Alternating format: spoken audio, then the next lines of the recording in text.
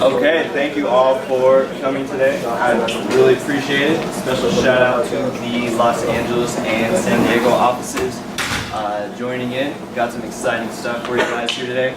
Got some gifts, some giveaways, some prizes. We're going to do some activities. Be good stuff. So this presentation is broken down into two different chapters basically. One is talking about stress management, the effects that stress has on your body and your mind, and what you can do to alleviate that stress to manage it. The second part has to do with sitting. We sit a lot in the workplace, so it has to do with stuff we can do to improve our posture, get a lot of movement going, body maintenance, things like that. So let's get it started. Who knows what fight or flight is? Yes, sir. It's the fight or flight response that our body gives to a situation. So our adrenaline, fight, adrenaline, Right. Stress hormone releases, Yep. cortisol. Exactly. I'm feeling it right now. I'm doing this presentation. Oh, sorry. So exactly. So fight or flight is the physiological reaction that your body has in response to a perceived harmful event, attack, or threat to your own survival. So exactly what Ryan said. Your adrenaline increases, your cortisol increases, your awareness sharpens, your sight intensifies, you have heightened memory functions, heightened energy, as you can see. Your blood literally moves from your digestive tract to your muscles and your limbs to prepare you for battle, which would be fantastic if we were going toe-to-toe with the saber-toothed tiger. But fortunately for us, we live in a civilized society now, so that doesn't happen. So we don't have to worry about getting beheaded by Joffrey's guards, getting burnt to a crisp by Daenerys' dragons, getting frozen by a White Walker, or defending the Knoll. Luckily for us, we don't have to worry about Goliath anymore. They don't roam the earth. Or do they? So modern day Goliath comes in the form of traffic jams, of tight deadlines, of long hours, of arguments with your boss, with your spouse.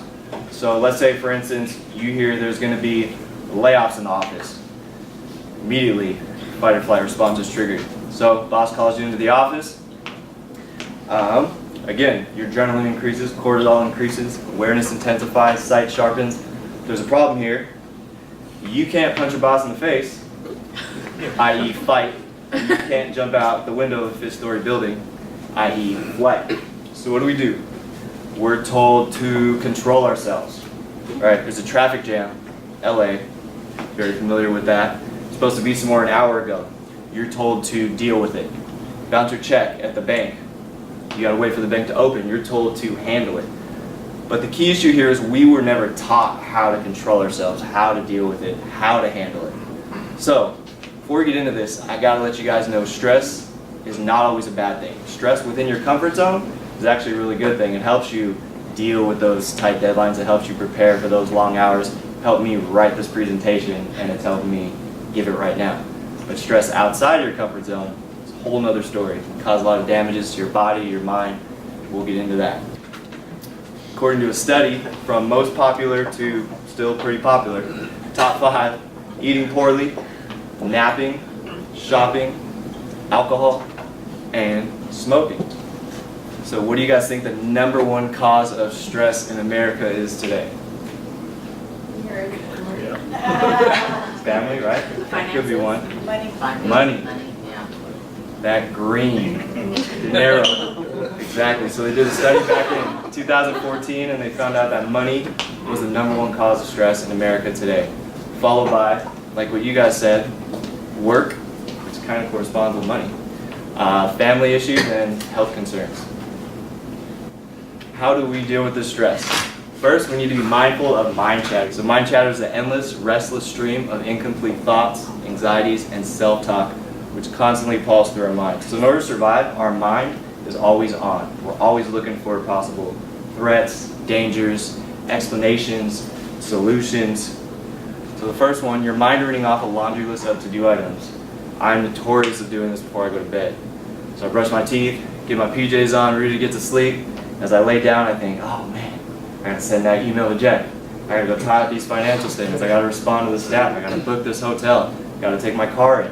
The problem here is you're not gonna do any of that sitting down sleeping. So there's no point in, having that mind chatter. So we gotta learn to relax that. Another one, your mind listing its fears, both real and imaginary. Your mind recalling hurtful things that maybe happened in the past, maybe you lost a loved one, maybe you're no longer friends with someone, maybe there's something happening at work and you just can't get that out of your head. Your mind judging the present. I don't care what you guys say, everyone judges. You create a judgment of someone within the first 15 seconds of meeting that person. It happens. We need to be aware of that, conscious of it. Funny one, your mind creating catastrophic what-if scenarios of the future. Practicing this presentation yesterday, get a little stressed, so I Googled how to public speak well. One of the first things that come up says, don't have a panic attack. I immediately think, oh my gosh, what about a panic attack? What about a panic attack? What are people going to think of me? If they don't like me, should I quit? If I quit, how am I going to make money? Am I going to live on the street? It's raining outside. Do they make waterproof cardboard boxes? Your mind will not shut up. So you need to be mindful of that. Was watching the playoff game the other day, and Nick Saban came on and gave a good quote I thought was really interesting. He tells his players, be where your feet are, right? So don't get caught looking backwards. It's going to affect the next play, the next tax deadline, the next deal you work on, the next audit. Great reminder is just to stay in the present. Stop thinking about the way last week ended, the way next week may be. Focus on now. That's going to stop that mind chatter and help you manage the stress. So according to UCLA's Laboratory of Neuroimaging, we rev at about 60,000 to 80,000 thoughts per day. That's a thought every 1.2 seconds. The good one is exercise. Exercise is great. 30 minutes a day, 5 days a week. That's the minimum that they recommend. That's going to set you up for benefits in the future. So I personal train people. I have clients ranging from an NFL player to an elderly 80-year-old sitting at home. Doesn't matter what type of physical shape you're in or what you can do, what you don't want to do, you can always do some type of activity. So cycling, walking, running, hiking, playing tennis, there's always something to get you up and get you moving. Another one, meditation. So I know there's some negative connotations sometimes about meditation. It really shouldn't be. It's all a breathing exercise. So you find a place that's quiet and comfortable. You can sit down, keep your back straight. You can cross your legs, but you don't really have to. Breathe in through the nose and out through the mouth. You want to utilize your diaphragm, which we'll get into in a little bit on how we don't utilize our diaphragm. If the mind chatter initiates, simply bring your focus back to your breath, right? So I'm meditating. Oh man, I got to send that email out. When you realize that thought, bring it right back into your own breath. That's the whole game of meditation. So when you meditate, you're going to be having all these other thoughts. Your mind's going to be constantly moving because it's like, oh, why are you slowing down right now? But focus on that. Suggestion, try meditating in a quiet environment for 5 minutes a day. Some people say, oh, I don't have time. Who has a Facebook? Who has an Instagram, LinkedIn, email? We are constantly checking our phones. You take 5 minutes out of your day to not check your phone and try this, and I'm telling you, you will reap the rewards. Another stress management tip is a RAIN activity. So I read this the other day. Again, when that mind chatter starts and you start thinking about all these other thoughts, there's an acronym I like to use. So we're going to use the example. Say you're at work, you worked hard all year, working for a promotion, and you didn't get it. Someone else got it over you. So if you're at work, if you're on PTO with your family at the beach, and that thought comes into your head, man, he shouldn't have got it. I should have got it over him. I did way better. Right? Try this. So first you want to recognize that thought. Consciously acknowledge that the thought or feeling affected you. Next one, you want to allow it. Let the thought, emotion, or feeling that we recognize be there. A lot of times when we think of something painful, maybe a memory from the past, we try and lock it down real deep, just kind of go along with our day. That causes you and sets you up for a lot of bad things in the future. So recognize it, allow it, investigate. How's that thought making you feel? Is your body getting hot? Does your chest start buzzing? Does your neck start to hurt? Do you guys get a headache, knee pain, back pain? Right? How's it physically making you feel?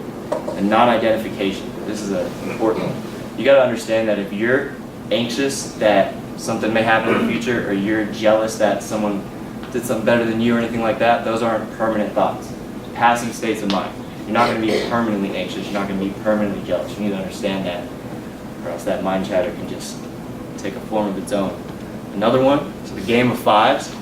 On the way out of the gym this morning, I started thinking about this presentation, and I got nervous. Again, what if I have a panic attack? What if this happens? So positive train of thought, you want to notice 5 things in your environment. Try and use all 5 of your senses. You don't have to use all 5. So I worked out close to the beach. Maybe I can feel the wind hitting my face, smell the ocean, right? I can taste the protein shake that I just drank, something like that. It keeps you and puts you in the present moment and helps you from really getting carried away with that mind chatter. All right, don't eat lunch at your desk. This is a major one. I'm guilty of it more often than not. When you're at work, you stress. That's a given. So you associate your stressors with where you're working at, which is your desk. So when you're on your lunch break, you should be taking a break from lunch. If you're working at your desk, eating spaghetti, on your phone, eating a burger, you're not giving yourself a break from the day. You're not giving yourself a break from mind chatter, from stress. So don't eat it by your desk. Another one, go for a brisk 15 to 20 minute walk at lunchtime. Maybe you get done with lunch a little early. It's not raining outside. Go for a walk. Go get some coffee with some coworkers. Just keep that body moving. Blood flow circulating. If you hate brisk walks, take the elevator instead of the steps. So I was just at a client in San Francisco, and there was a 9-story hotel. I walk down 9 flights every day. Also, don't fight for the closest parking spot. It's real easy here. It's extra easy in LA. I get a lot of steps in when I go to LA. So there's 2 benefits there. You get a lot of activity, you get a lot of steps, a lot of movement, and your car won't get dinged. So nobody else wants to park that far. All right, beginning of the day, prioritize and organize tasks to be completed by the end of the day. If I don't start off the day by writing down what I need to do, I can really get lost in my emails. You have 100, 150 emails, whatever it may be. By the end of the day, you're thinking, man, what did I get done? If you sit there and you take 10, 15, 20 minutes and prioritize everything you need to do during the day, even stuff that doesn't have to do with work. Maybe you got to take your car in. Maybe you got to pick your daughter up from the airport, or pick your daughter up from school. That's going to help you be more organized, and it's going to help you be less stressed out. Another one, cut coffee off by 2 p.m. If not 2 p.m., cut it out 6 hours before bedtime. But so basically, cortisol, which is your stress hormone, is the highest in the morning, which is when the sun is up and you're most alert, and the lowest at night when you should be going to bed, get to sleep. If you don't cut coffee off by a certain amount of time, your cortisol gets all imbalanced, and it can cause sleep deprivation, insomnia, depression, anxiety, all types of stuff. All right, so chapter 2. So the horrors of sitting. So if you're not pain-free, what hurts? Maybe your neck hurts, your back hurts, you got a headache, maybe your hips are tight, your ankles hurt, even your feet can cause pain. So studies are now directly correlating this pain that we feel with sitting.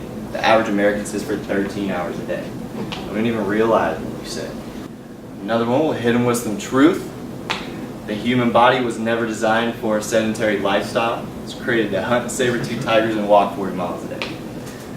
Now, like I said, I don't think we realize how much we sit. So we get up in the morning, what do we do at breakfast? We sit. On our way to work, we sit. When we get to work, we sit. At lunch, sit. Back from lunch, sit. On our way home, sit. Eat dinner, sit. Watch TV. We're sitting. Constantly sitting. That's insane. So what we need to do is we need to identify some of these voluntary times when we are sitting and change that. So get your butt up. Side effects of sitting. One of them is diaphragm dysfunction. So we naturally should be breathing through our diaphragm, but we don't, right? You should be filling that belly up with air a lot of times, but when we sit and we develop these postures that basically blocks the passageway of your breath entering your diaphragm. So what you get is you get a lot of neck breathing, you get a lot of chest breathing, shallow breathing, and that type of breathing literally triggers the fight or flight response. So your body thinks you're in a life or death situation and you're sitting there filling out an audit program. No bueno. So another one, tight hip flexors, back muscles, and low back pain. When you sit for prolonged periods of time, your muscles become adaptively stiff. So essentially, your body creates a cast over your natural posture to adapt to its surroundings, so you're not in pain. So a lot of times if we do have bad posture and we try to correct our posture, it is pretty uncomfortable because you're really breaking that cast and trying to form a new one. pretty interesting. Numbness and tingling. So, been in accounting maybe 6 years, 5 or 6 years, and I noticed posture-wise, the most popular posture I see in the workplace. Yeah, let's show you. So, people sitting down. Trying to make sure everyone sees. Sitting down, shoulders internally rotated, your back rounded, and your neck up like this. Now, when you put your neck up, that creates a hinge in the base of your neck, and that hinge subsequently creates a kink in the tube that houses your central nervous system or your spine. So your body gets pissed off. Your body's saying, hey, get up, move. There's no circulation going on. We need you to, I need to feel better. So what your body does is it sends this stimulus down to tell you to get up in the form of numbness and tingling. So anytime your legs asleep or your fingers go to sleep, sometimes when I'm on the mouse, these two fingers go to sleep. Didn't know why. Now you know why. Your body's telling you to move, to get up, to get that blood flow circulating. And neck pain and headaches. So that average human head weighs 10 pounds. For every inch that your head is not in line with your shoulders and comes forward like this, you're putting 10 pounds of pressure on your neck. So most of us, whether we're on the computer, whether we're typing, whether we're texting, we're essentially putting the weight of a 6-year-old child on our necks. Right? 50, 60 pounds just by looking forward. So be aware of that. All right, in the mind. So when you're sitting, a lot of times it can cause depression, anxiety, stress. And that's because when you sit for these prolonged periods of time, your body is not getting any movement. There's not a lot of blood flow. There's not a lot of circulation. And when there's not a lot of blood flow or circulation, your body can't secrete those feel-good hormones, dopamine, serotonin, things that make you feel good. And when it doesn't do that, you go into those states. This is an interesting quote I read. If you're depressed, you're living in the past. If you're anxious, you're living in the future. If you're at peace, you're living in the present. So, get your butt up. Exercise alone cannot undo the damages caused by sitting. I used to think, okay, I'm going to work out 2-3 hours a day, and I can sit there and study for 12 hours for my CPA. Come to find out, it doesn't work like that. I was still having neck pain, knee pain, back pain. I still was slouching. Didn't know what it was. So studies are now showing that if you're sitting 10 hours a day and you're not getting up and moving and going and doing these exercises that we're going to get into, you basically cancel out 90% of a 60-minute workout. Another one, in 2012, the World Health Organization had ranked sitting too much as the 4th largest killer globally. So that's 3.2 million deaths annually from the side effects of sitting. All right, who wants to read that quote? Appreciate it. Today our bodies are breaking down from obesity, high blood pressure, diabetes, cancer, depression, and the cascade of ills that come from what scientists have named sitting disease. Good job. Who wants to do this next one? Standing is like walking. It increases energy, burns extra calories, tones muscles, improves posture, increases blood flow, and ramps up metabolism. All right. And this one, so a study in 2008 reported that for every hour of television you watch after the age of 25, it reduces the viewer's life expectancy by about 21.8 minutes. Smoking a single cigarette reduces your life expectancy by about 11 minutes. And it's suspected that for every hour we sit, if we're not getting up doing daily body maintenance, we lose 2 hours of life expectancy. Just in case you're not convinced of the dangers of sitting, scare you guys a little more. So deep vein thrombosis, there was an article the other day I read. This kid in Taiwan was at a gaming cafe and he played for 3 days straight. He only got up to eat and to go to the bathroom. And they had to literally remove him from that cafe. He had died. I'll give you guys some more. Interesting one is slow metabolism. So when your body's in that fight or flight mode, thinks, oh, I'm going to go into a life or death situation, you need to conserve as much energy as possible. So by conserving all that energy, it slows your metabolism down. This is why a lot of times when we're stressed, we crave that comfort food. A lot of neck problems, backaches, pains, and like we've just gone over, shorter lifespan. So for every hour you're sitting down, you should be getting up 4 to 5 minutes. Or for every 30 minutes, you're getting up maybe 2 to 3 minutes. Go to the bathroom, stretch, perform some body maintenance, which we will be going over in a little bit. listed doctor's office visits, DMV visits. We sit down a lot on those. Those are brutal. Taking the train or metro. So sometimes I gotta go to LA. I'll take the train or metro. Stand up. Or it's kind of weird. Maybe I'll stretch a little bit. And you won't believe the type of looks that you get when you're standing up or when you're stretching. The looks from the people who are sitting down, right? So don't worry about that. Just do your thing. Another one, if you're eating breakfast, lunch, or dinner, you can do it standing. Unless you're all at a family dinner table, that's kind of weird, but you can feel it out. And then watching TV. So when I get home, if I am watching TV, instead of sitting down, maybe I'll lay out or roll out on a lacrosse ball, which we'll go over those different activities that we can do. But there's always ways to reduce that optional sitting.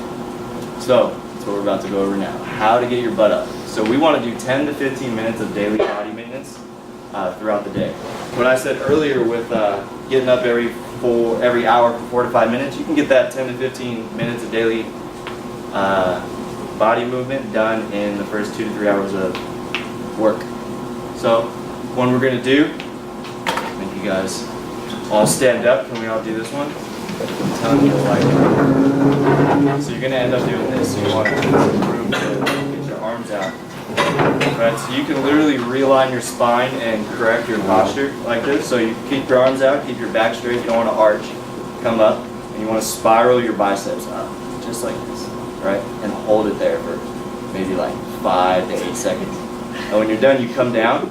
That's naturally or ideally how you should be standing. This is a correct posture. And another one we can do is a tricep smash, kind of the same thing where you put it on your triceps coming forward. So you guys know, it could be easier doing it on like a table or on a table. Right, so you find a tender spot and you just come down and hold it there. Kind of oscillate back and forth.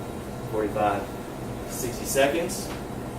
Quad smash, same kind of thing. You can do it sitting down or standing up. If you're standing up, you put your weight on the opposite leg, find a tender spot, and just kind of roll over. Again, you want to seek out the pain. It's supposed to hurt. If you're not feeling pain or it doesn't hurt, find that tender spot. Another one, glute smash, kind of self-explanatory. You can do it standing up or you can sit down. If you do it sitting down, you may want to do it on a hard surface because the cushion will kind of get wet. Same type of thing, find a tender spot. I know for a lot of us there are a lot of tender spots doing that. Foot smash, so took your shoe off. You take your shoe off and you find a tender spot on your foot and you just kind of roll over it. Again, if you're watching TV, you can stand up and you can do this and just kind of roll. So you find it and hold it. 45, 60 seconds. So a wrist roll, this is a good one we can all do.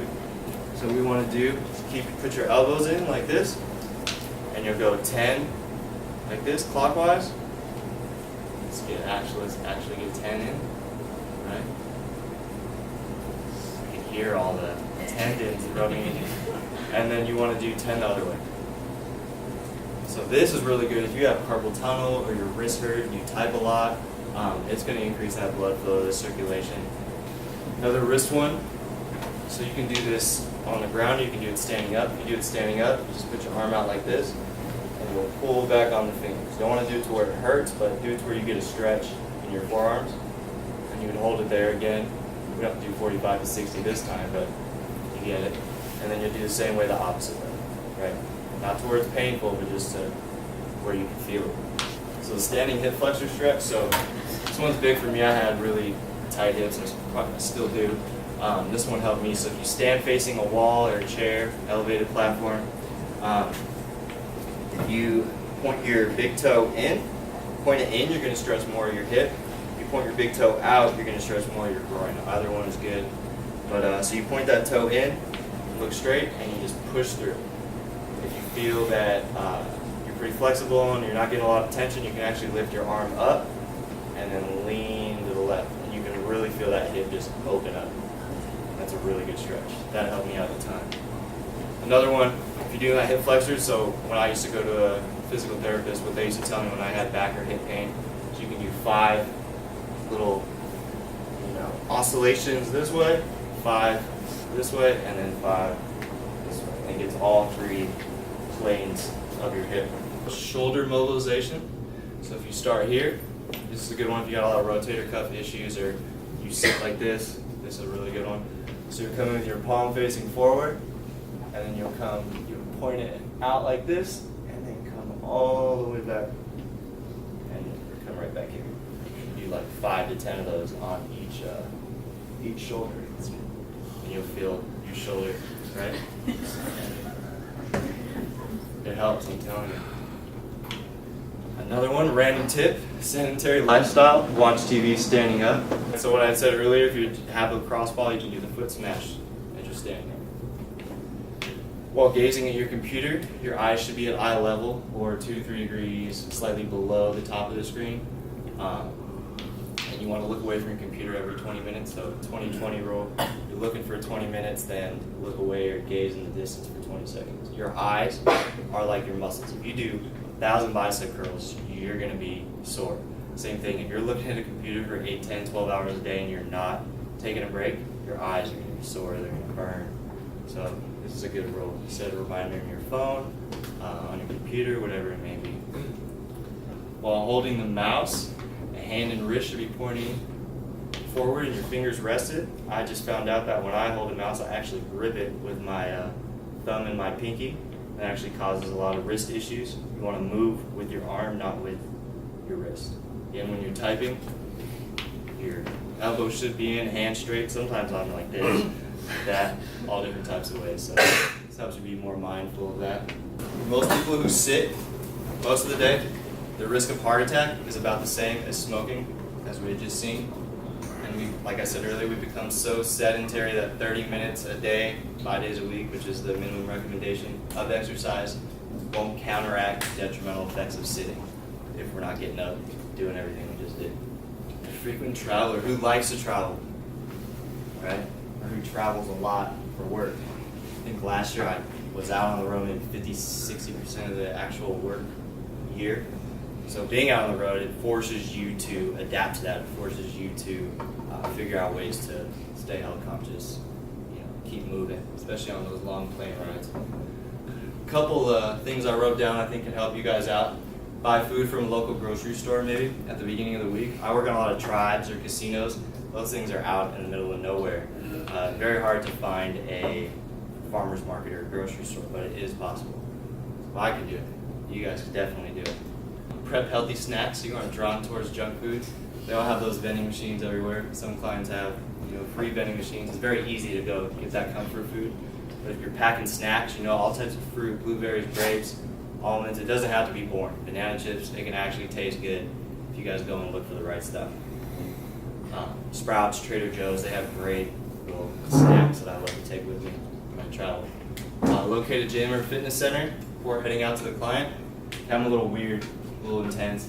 Before I book a hotel, I'll look up the zip code and I'll see if there's a 24-hour LA Fitness within that area and book the hotel close to that. But if you do that, make sure you call to see if they're still there. Because one time I drive 3 hours and it turns out I get there and it's a Subway. So kind of live and learn. I'll tell you that. Never do that again. So call beforehand. Check that address. If you're not as crazy as me, completely understandable. You can book a hotel with a gym or fitness center if it's available. There's Yelp, there's Google search, there's always ways to figure out if these hotels have gyms and how nice they are. And all else fails, you can always work out in your hotel room. You guys would be surprised what you can do with a table and a chair. Right? If you don't know, hit me up. I have hundreds of workouts. Right? You can totally do it there. GetFit42.com. All right, be conscious of ordering comfort food when out to lunch or dinner with the team. Like I said, I love hot Cheetos. I love top ramen. Got to be conscious of, okay, why am I craving this? Oh, I got to get this 80-page report done by tomorrow. That's why. Social facilitation, this one is interesting. So social facilitation is interactions with others that can affect your eating behavior. So my previous firm, I go out to lunch with one of the partners, and I order a chicken salad. He's saying, what the heck are you doing? This place is known for their pizza. You got to get a pizza. So my mind, I'm like, oh man, I gotta get a pizza now. So I got a meat lover's pizza. It tastes great. Feel like crap that night. Maybe something in the cheese. I don't know. But I let that comment or that judgment affect what I was eating and affected my decision. We can't do that. If you want to eat healthy, go ahead and eat healthy.